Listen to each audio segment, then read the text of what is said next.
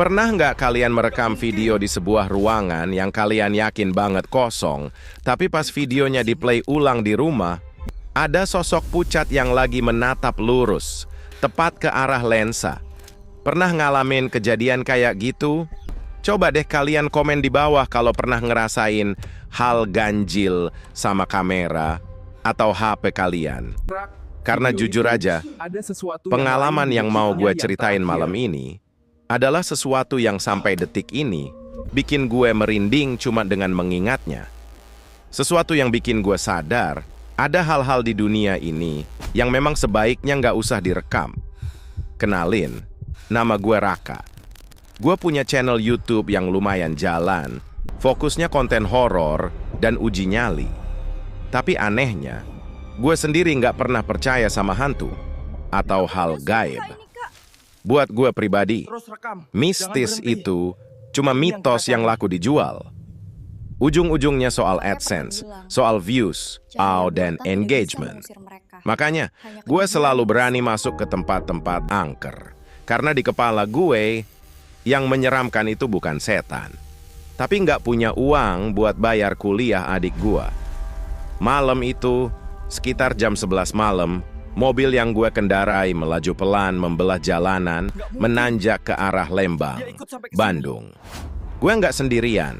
Di kursi penumpang depan ada Dimas, kameramen gue yang badannya aja gede, tapi penakutnya minta ampun.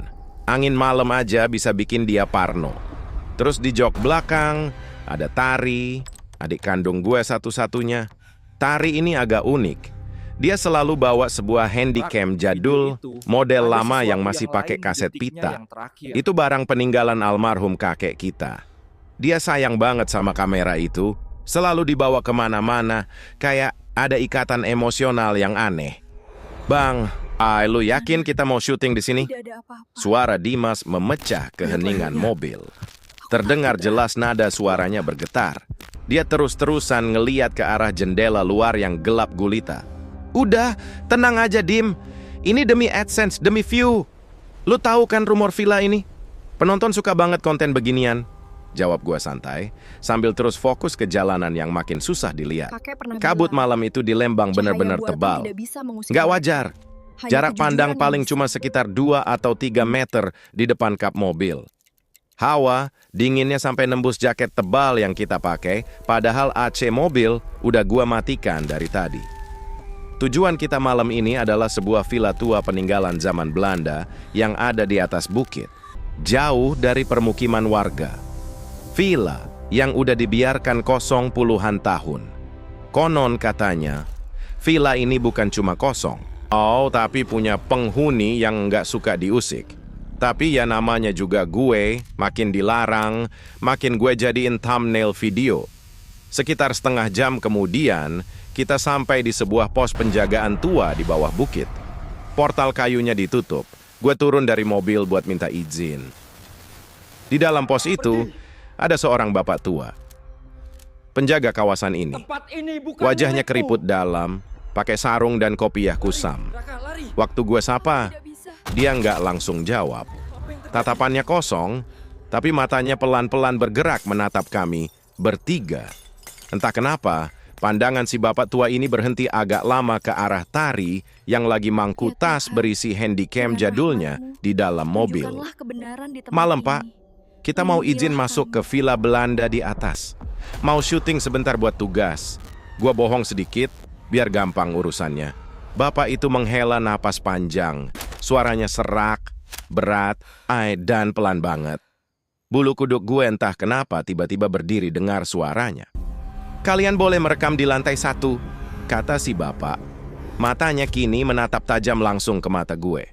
Silakan saja, tapi ingat satu hal, jangan pernah, sekali-kali, kalian arahkan kamera kalian ke cermin berdebu di ujung lorong lantai 2. Gue terdiam sebentar.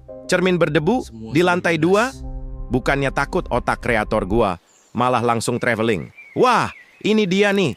Ini jackpot, pikir gue. Siapa? Kita nggak bakal macem-macem kok. Jawab gue cepat, menyembunyikan senyum licik gue. Portal dibuka. Gue kembali ke mobil dan kita lanjut naik ke atas bukit. ninggalin pos penjagaan yang makin lama makin tertelan kabut tebal. Mobil melaju pelan, membelah jalan tanah berbatu yang bikin guncangan lumayan keras. Suasana di dalam mobil hening lagi. Cuma ada suara mesin dan ban yang menggilas kerikil. Tapi ada satu hal yang malam itu luput dari perhatian kita bertiga. Sebuah awal dari teror yang gak akan pernah kita lupakan seumur hidup.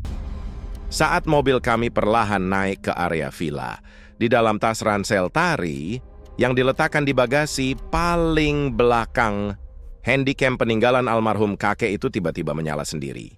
Bip! Layar kecil di sampingnya terbuka pelan. Lampu indikator merah tanda recording menyala di tengah kegelapan bagasi. Lensa kamera itu mengarah celah kecil, merekam area jok belakang yang kosong. Namun, jika malam itu kita bisa mendengarkan audio dari rekaman tersebut secara langsung, kita pasti akan langsung memutar balik mobil dan pulang.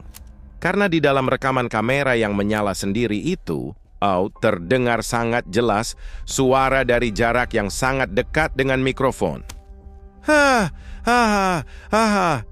Suara napas seseorang yang serak, berat, dan seolah sedang kedinginan. Padahal bagasi itu kosong melompong, dan kita semakin dekat dengan villa tersebut. Mobil berhenti tepat di pelataran villa. Bangunan bergaya kolonial Belanda itu berdiri kokoh, tapi rapuh dimakan waktu. Cat putihnya sudah mengelupas jadi abu-abu kusam. Jendela-jendela kayunya tinggi besar, tertutup rapat. Nggak ada penerangan sama sekali, selain dari lampu sorot mobil kami. Gue turun duluan. Jujur, angin Lembang malam itu emang jahat banget. Dinginnya langsung nusuk tulang. Tapi ada yang beda dari dinginnya angin malam ini. Rasanya lembab, kayak udara di dalam lemari es yang udah bertahun-tahun nggak dibuka. Ayo turun, Dimtar. Keluarin gear kita. Aba-aba gue sambil nyalain ring light portabel. Dimas turun sambil manggul tas kamera. Wajahnya udah pucat dari tadi. Sementara Tari, adik gue, turun pelan-pelan sambil ngalungin handycam jadul kakek di lehernya. Kita melangkah mendekati pintu utama. Pintu kayu jati setinggi hampir 3 meter. Gua dorong pintu itu. Krit! Suara engsel karatan memecah keheningan malam. Begitu pintu terbuka, wos! Satu hembusan angin dari dalam rumah langsung menerpa wajah kami bertiga. Baunya apek. Bau kayu, lapuk, debu tebal, dan anehnya, ada samar-samar wangi bunga melati yang udah layu. Napas gue sempat tertahan sebentar. Di titik ini, kalau gue boleh jujur, insting manusiawi gue sebenarnya udah teriak nyuruh putar balik. Ada alarm di kepala gue yang bilang, Raka, ini bukan tempat buat main-main. Tapi ego dan ambisi gue jauh lebih besar. Otak gue udah keburu kecuci sama algoritma YouTube. Di kepala gue cuman ada satu rumus. Makin seram tempatnya, makin meledak views-nya, makin tebal AdSense-nya. Gila, vibes-nya dapet banget nih buat thumbnail. Seru gue, mencoba mencairkan suasana. Gue nyalain kamera vlog gue. Halo guys, balik lagi sama gue Raka. Malam ini kita udah ada di dalam villa Belanda yang katanya paling angker se-Jawa Barat. Gue terus nyerocos ke arah kamera, melangkah masuk ke ruang tamu yang luas dan kosong melompong. Langit-langitnya tinggi banget, ada sisa-sisa perabotan yang ditutup kain putih berdebu di sudut ruangan. Tiba-tiba Dimas narik ujung jaket gue. Tangannya gemetar parah. Bang! Bisiknya. Matanya melirik liar ke arah belakang kita, ke arah pintu masuk yang masih menganga. Lu denger nggak? Denger apaan? Gue nanya balik, agak kesal karena take video gue dipotong. Langkah kaki, Bang. Di belakang kita tadi, pas kita jalan masuk, srek, srek, srek. Kayak ada yang ngikutin sambil nyeret kaki. Gue diam sebentar. Telinga gue menajamkan pendengaran. Ruangan itu hening, sunyi senyap. Halusinasi lu doang. Sepatu lu kali yang gesekan, sama lantai berdebu. Udah, rolling terus pokoknya. Gue tepuk bahunya kencang. nyuruh dia fokus. Dari luar villa, tiba-tiba terdengar lolongan anjing liar yang panjang dan melengking. Au! Bulu kuduk gue langsung berdiri. Suaranya seolah saling bersahutan dari bukit seberang. Orang tua dulu bilang, kalau anjing melolong tengah malam kayak gitu, artinya mereka lagi ngelihat sesuatu yang nggak bisa kita lihat. Jepret! Tiba-tiba, lampu flash dari kamera mirrorless yang dipegang Dimas menyala sendiri. Kilatan cahaya putih menembak terang ke arah tangga kayu di ujung ruang tamu. Kita bertiga kaget setengah mati. Anjir, Dim, lu ngapain mencet flash? Bentak gue tertahan. Dimas menggeleng panik, wajahnya nyaris nangis. Sumpah demi Allah, Bang. Tangan gue dari tadi digagang stabilizer, jari gue nggak nyentuh tombol shutter sama sekali. Kameranya ngejepret sendiri. Suasana makin nggak enak. Napas Dimas udah ngos-ngosan. Tari dari tadi cuman diam di belakang gue, sibuk ngotak-ngatik handycam jadulnya. Kak Raka, panggil Tari lirih. Gue nengok. Kenapa lagi, Tar? Kamera kakek error deh kayaknya. Tari nyodorin layar kecil handycam itu ke gue. Coba lihat timestamp di pojok bawah layarnya. Gue nyipitin mata di tengah minimnya cahaya. Angka penunjuk waktu dan tahun di layar handycam itu bergerak mundur dengan cepat. Dari 2024 turun ke 2015, 2008, 2001. Bip. Angka itu berhenti. Terkunci. Warnanya merah terang di layar. 1998. Baterai CMOS-nya minta ganti itu, makanya tahunnya reset. Gue ngeles, berusaha keras berpikir logis meskipun jantung gue udah mulai berdebar lebih kencang dari biasanya. Udah, biarin aja. Nyalain aja. Terus buat backup angle. Kita lanjut, jalan pelan-pelan melewati ruang tamu. Masuk ke sebuah lorong panjang yang gelap gulita menuju arah belakang rumah. Kiri kanannya banyak pintu kamar yang tertutup. Udara di lorong ini jauh lebih dingin dari ruang tamu tadi. Karena gelap banget, Dimas naikin ISO di kamera utamanya sampai mentok biar layar LCD-nya bisa nangkap gambar di kondisi minim cahaya. Layar monitor kameranya jadi satu-satunya mata kita buat nembus kegelapan di ujung lorong itu. Gua jalan di depan, nyorotin senter ke lantai. Tiba-tiba langkah kaki Dimas berhenti total. Dia kaku. Matanya melotot ngelebar menatap layar LCD di kameranya. Keringat dingin jagung sebesar-besar netes dari pelipisnya. Bang! Suaranya nyaris nggak keluar. Cuma desisan. Apaan lagi sih, Dim? Bang, lihat monitor gue. Jarinya yang gemetar menunjuk ke arah layar kecil menyala itu. Gue mundur selangkah, ngintip ke layar monitor kamera Dimas. Di dalam layar itu, di ujung lorong yang gelap, berdiri sesosok bayangan hitam. Sangat tinggi. Terlalu tinggi untuk ukuran manusia normal, kepalanya nyaris menyentuh langit-langit lorong. Sosok itu diam mematung, menghadap lurus ke arah kami. Jantung gue seakan berhenti berdetak. Napas gue tercekat di tenggorokan.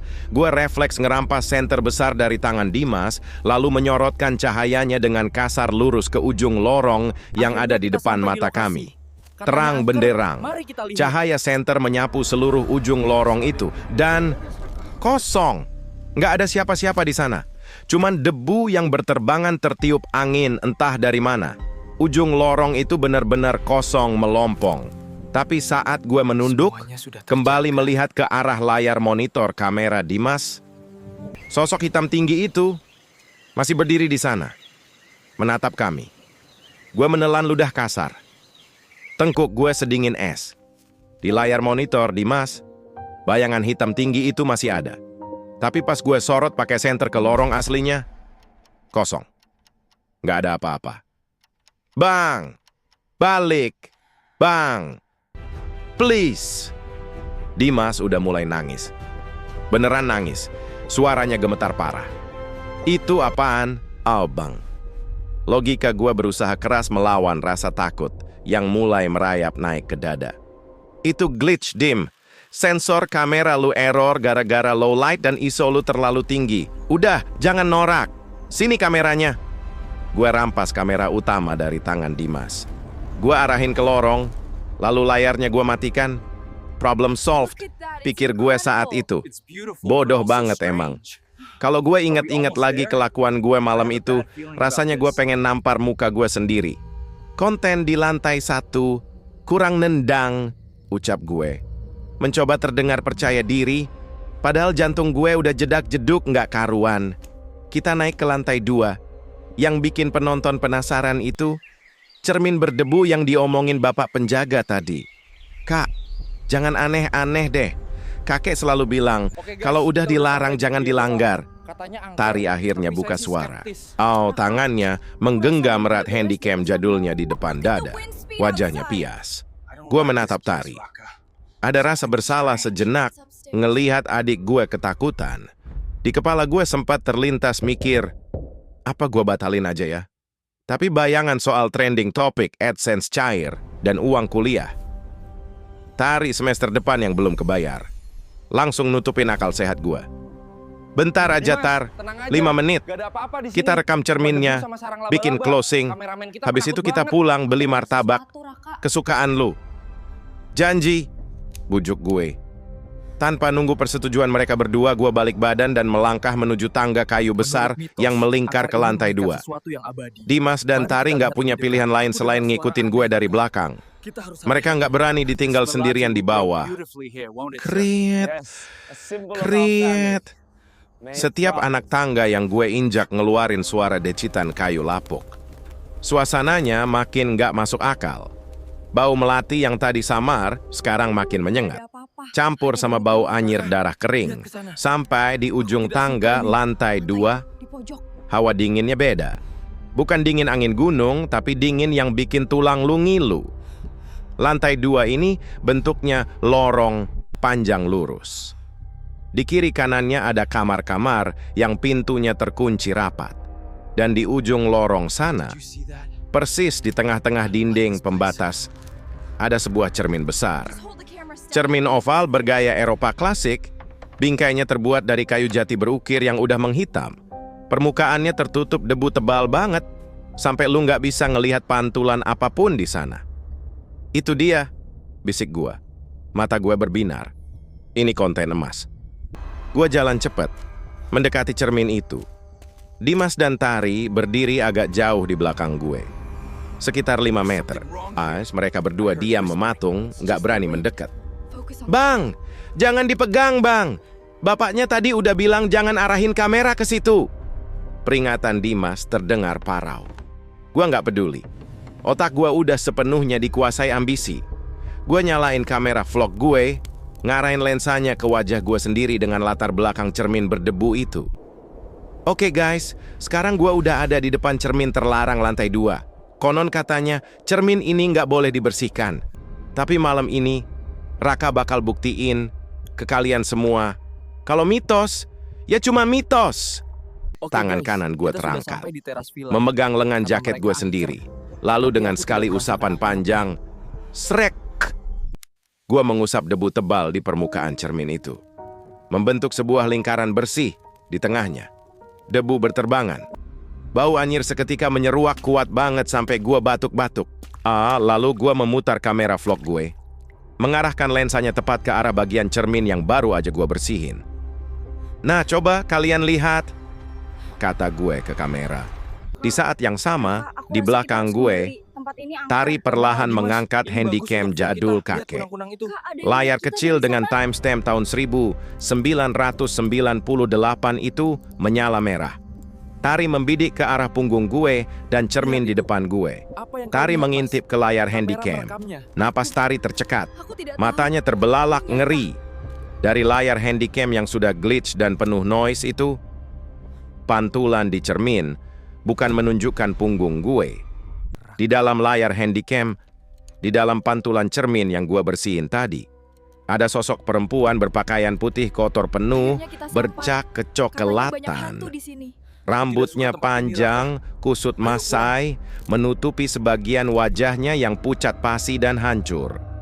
Tapi yang bikin Tari nyaris pingsan adalah perempuan itu nggak berdiri di belakang gue.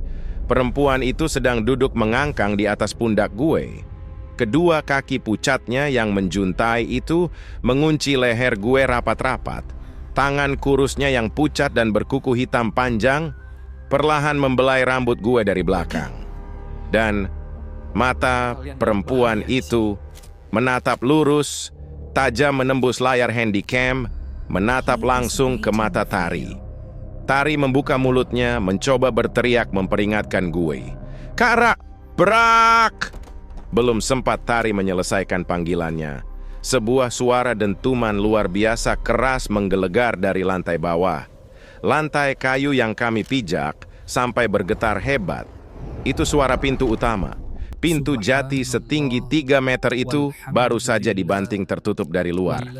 Detik berikutnya, klik. Oke guys, Lampu ring light gue mati. Kamera utama di tangan gue mati. Kamera vlog mati. Senter di tangan Dimas mati total. Kegelapan mutlak seketika menelan kami bertiga. Hening. Cuma terdengar suara napas kami yang memburu dan suara tawa cekikikan pelan, sangat pelan dari arah atas kepalaku. Kita resmi terjebak. Gelap. Bener-bener gelap pekat. Seumur hidup gue belum pernah ngerasain kegelapan yang sepadat ini. Kayak mata lu ditutup kain hitam berlapis-lapis, lalu lu dilempar ke dasar sumur yang nggak ada ujungnya. Suara tawa itu, hihihihi, terdengar sangat pelan, tapi entah kenapa terasa tepat berhembus di telinga kiri gue. Hawa dingin yang nggak wajar langsung mengusap tengkuk gue, bikin seluruh bulu di tubuh gue merinding hebat. Bang Raka, tolong bang. Suara Dimas pecah seketika. Histeris banget. Terdengar suara langkah kaki serabutan. Suara tabrakan barang. Seolah dia lari menabrak dinding dalam kegelapan. Lalu, suara yang paling bikin gue hancur terdengar. "Kak Raka! Kak, Tari takut! Kakak di mana?" Jeritan Tari adik gue terdengar dari arah yang berbeda. Suaranya diiringi isak tangis yang memilukan. Kepanikan gue meledak. Otak gue udah nggak bisa mikir jernih. "Tar! Dimas! Jangan kemana-mana! Diam di situ!" Teriak gue sekuat tenaga, tapi suara gue malah terdengar menggema aneh di dalam villa itu, seakan-akan ditertawakan oleh kegelapan. Gue meraba-raba ke depan, berniat lari ke arah suara Tari. Tapi di tengah kegelapan buta itu, langkah gue goyah. Kaki gue menginjak sesuatu yang terasa licin dan berlendir di ujung anak tangga atas. Keseimbangan gue hilang. Bruk! Gue terjatuh keras. Tubuh gue terguling menuruni belasan anak tangga kayu jati yang keras itu. Kepala gue membentur kayu, tulang rusuk gue menghantam pinggiran tangga. Bunyi debuman tubuh gue jatuh terdengar menggema ke seluruh ruangan. Gue terjerembab di lantai dasar, tepat di bawah tangga. Pandangan gue berkunang-kunang, meski sekeliling gelap total.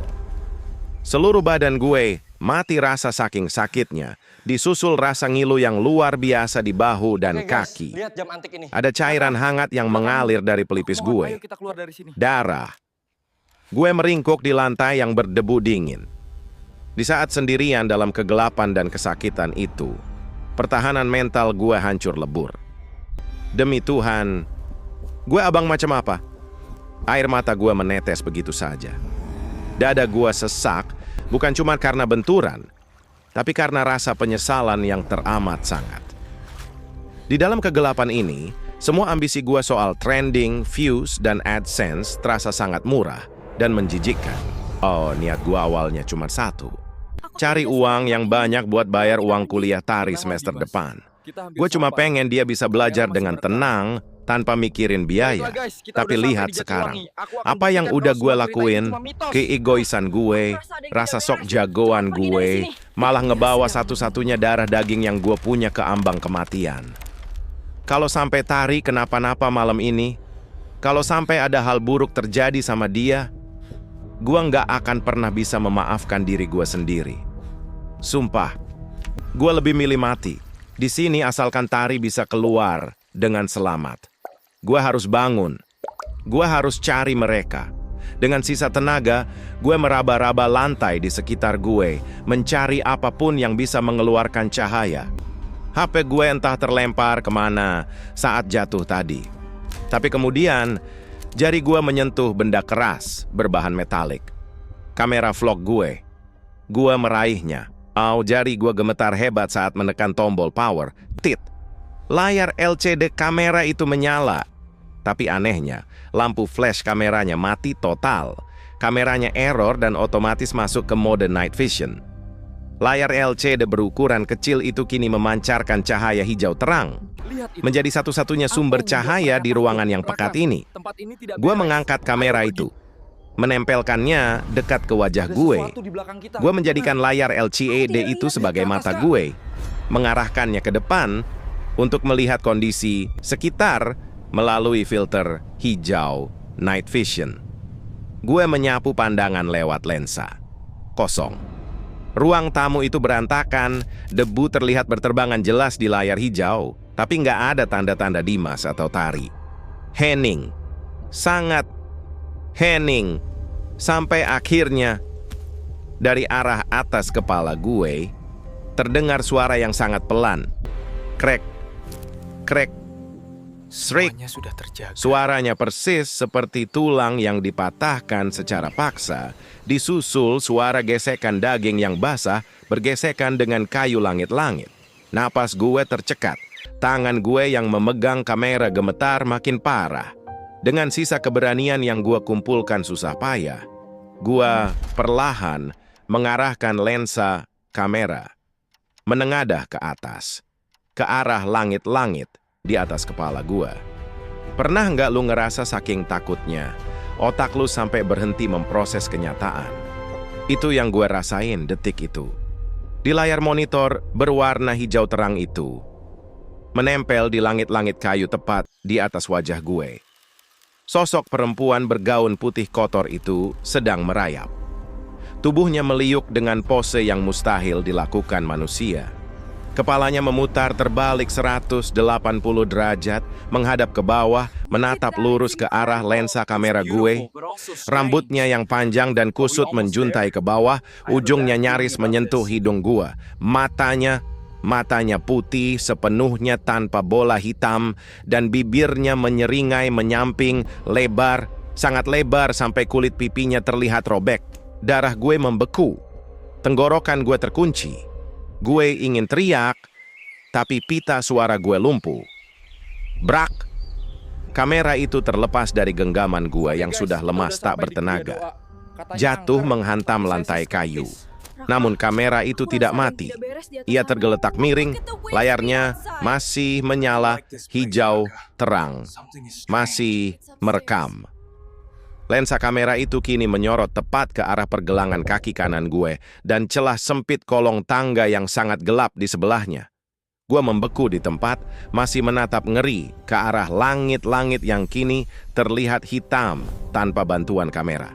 Gue berusaha memundurkan badan, tapi kaki gue terasa sangat berat seolah dipaku ke lantai. Dan dari sudut mata gue melihat layar kamera yang tergeletak di lantai itu, mengabadikan mimpi buruk yang baru. Dari layar hijau itu terlihat, dari dalam kegelapan pekat di kolong tangga, perlahan-lahan merayap keluar sebuah tangan. Tangan yang sangat kurus, tinggal tulang, berbalut kulit keriput berwarna abu-abu pucat, kuku-kukunya hitam, panjang, dan kotor. Tangan itu menjulur keluar, bergerak perlahan, mendekati pergelangan kaki gue yang tidak terlindungi. Lalu, dengan gerakan kilat yang tak terduga, jari-jari dingin sedingin es itu mencengkeram erat pergelangan kaki gue. Kuku panjangnya menancap masuk ke kulit. Sebelum gue sempat menarik napas untuk menjerit, sebuah tenaga yang luar biasa besar dan tak kasat mata menarik tubuh gue dengan kasar. "Tidakkah?" Teriak gue akhirnya pecah. Tubuh gue terseret kencang menembus lantai berdebu, ditarik paksa masuk ke dalam kegelapan pekat di bawah kolong tangga, meninggalkan kamera yang masih terus merekam. Gue berteriak sekencang-kencangnya saat kegelapan pekat di bawah tangga, itu mulai menelan setengah badan gue. Cengkeraman tangan sedingin es di pergelangan kaki gue itu luar biasa kuat. Kuku-kukunya yang panjang merobek celana jeans gue menancap dalam ke daging. Tolong! Dim! Tar! Di tengah kepanikan, rasa sakit, dan bayangan kematian yang udah di depan mata, tiba-tiba, jepret! Jepret! Jepret! Rentetan kilatan cahaya putih yang sangat menyilaukan berkedip-kedip menembus kegelapan lorong. Gue menoleh dengan pandangan kabur. Itu Tari. Adik gue yang biasanya penakut setengah mati itu, sekarang berdiri gemetar dengan air mata bercucuran di wajahnya. Dia mengarahkan handycam jadul almarhum kakek tepat ke arah kolong tangga tempat gue diseret. Entah bagaimana caranya, lampu flash tambahan di handycam rusak keluaran tahun 98 itu menyala terang benderang, menembak berulang kali seperti strobe light. Setiap kali cahaya putih itu menyambar kegelapan kolong tangga, cengkeraman di kaki gue mengendur. Bersamaan dengan itu, terdengar jeritan melengking yang memekakkan telinga dari wujud tak kasat mata di dalam sana. Suara serak yang bikin gendang telinga rasanya mau pecah. Tarik Kak Dim, tarik Kak Raka! Jerit Tari histeris sambil terus menembakkan flash. Dimas yang entah muncul dari mana dalam kegelapan langsung menerjang maju. Dia mencengkeram kerah jaket gue dengan kedua tangannya dan menarik gue sekuat tenaga. Dalam satu tarikan putus asa yang diiringi teriakan panjang, kaki gue akhirnya terlepas dari cengkeraman maut itu. Lari! Ke dapur! Pintu depan dikunci! Teriak gue sambil tertatih, menahan rasa ngilu luar biasa di kaki kanan. Kita bertiga lari terbirit-birit menembus lorong yang gelap gulita. Nabrak meja kayu, tersandung kursi terbalik, kita udah nggak peduli. Rasa sakit di badan kalah sama rasa takut yang menguasai jiwa. Begitu sampai di dapur, gue langsung meraih sebuah kursi kayu tua dan menghantamkannya sekuat tenaga ke jendela kaca. Perang! Kaca pecah berhamburan.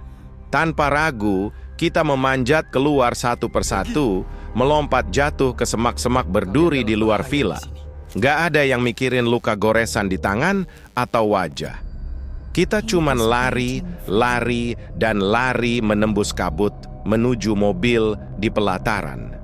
Saat mesin mobil menderu dan lampu depan menyala, langit di ufuk timur. Lembang mulai memunculkan semburat biru kemerahan. Subuh telah tiba. Gue injak gas dalam-dalam. Mobil melaju ugal-ugalan turun dari bukit terkutuk itu, meninggalkan villa Belanda tersebut kembali menyendiri dalam kesunyiannya. Di dalam mobil, keheningan pagi pecah oleh suara isak tangis. Tari menangis sejadi-jadinya sambil memeluk erat handycam kakek di dadanya. Dimas bersandar lemas di jok depan, memejamkan mata dengan dada yang masih naik turun dengan cepat. Gua menepikan mobil di parkiran sebuah minimarket yang terang benderang di pinggir jalan raya utama Lembang. Mesin mobil masih menyala. Tangan gua gemetar parah saat melepaskan setir. Gue menoleh ke belakang. Menatap Tari, wajahnya cemong kena debu dan air mata. Pakaiannya kotor. Detik itu juga, aus pertahanan mental gue benar-benar runtuh. Gue pindah ke jok belakang dan langsung merengkuh tubuh adik gue erat-erat. Gue menangis, tangisan penyesalan seorang kakak yang paling dalam. Maafin kakak, Tar, maafin kakak. Suara gue bergetar hebat, air mata gue membasahi rambutnya. Kakak bodoh, kakak egois. Hampir aja kakak kehilangan kamu cuma gara-gara konten sampah ini. Tari membalas pelukan gue tak kalah erat. Mengangguk pelan sambil terisak. Yang penting kita selamat, Kak. Kita pulang ya, sekarang. Tidak ada apa-apa di sini. Pagi itu, di parkiran minimarket yang dingin, gue mengambil HP gue dari saku jaket. Tangan gue yang masih bergetar membuka aplikasi YouTube Studio. Tanpa ragu sedikit pun, gue menekan tombol hapus channel. Ratusan ribu subscribers, jutaan views, prospek AdSense yang menggiurkan. Gue lenyapkan semuanya dalam satu tarikan napas. Uang kuliah tari bisa dicari dengan keringat halal yang lain. Tapi nyawa dan keselamatan keluarga gua nggak akan pernah ada gantinya. 1 minggu berlalu sejak kejadian malam itu. Luka-luka cakar di pergelangan kaki gue udah mulai mengering jadi koreng. Walau rasa ngilunya masih sering mampir, gue udah kembali ke kehidupan nyata, mulai cari kerja freelance desain sana-sini. Hidup rasanya kembali normal dan damai. Sampai sore itu, saat langit mendung, HP gue berdering. Panggilan masuk dari Dimas. "Halo Dim, tumben nelpon udah mendingan lu?" Sapa gue santai sambil nyeruput kopi.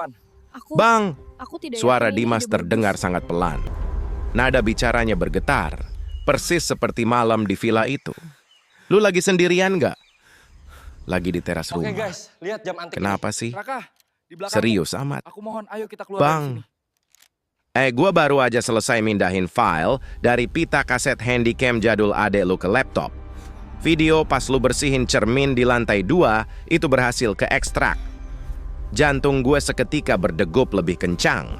Bulu kuduk gue tiba-tiba meremang. "Buat apa lu tonton lagi, gila? Hapus aja filenya, Dim." "Enggak, Bang. Lu harus dengerin gue dulu." Dimas menarik napas panjang. Napasnya terdengar gemetar ketakutan. "Bang, kuntilanak pucat yang duduk di pundak lu di pantulan cermin itu, kenapa sama dia?" Kita hampir sampai. Bentak gue mulai Kamera panik. masih merekam. "Bang, Baiklah, dia nggak guys, ngelihatin kita udah lu. sampai di Jatiwangi. Aku Dia akan sama buktikan sekali kalau nggak semua nyerang cerita lu." itu mitos. Kening gue berkerut keras. "Maksud lu apa? Tari jelas-jelas bilang matanya ngeliat ke arah dia dan tangan hantu itu nyekik leher gue." "Bukan, Bang." Suara Dimas makin lirih, nyaris seperti bisikan orang menangis. Setelah gue zoom resolusinya dan terangin videonya, mata perempuan itu, mata putihnya itu, menatap tajam ke arah sudut gelap di langit-langit, tepat di belakang lu. Hening sejenak. Angin sore yang berhembus di teras rumah gue tiba-tiba terasa sangat dingin. Ekspresi wajah perempuan pucat itu, dia bukan mau nyekik lu, Bang. Tangannya yang meluk leher lu itu, dia lagi gemetar ketakutan.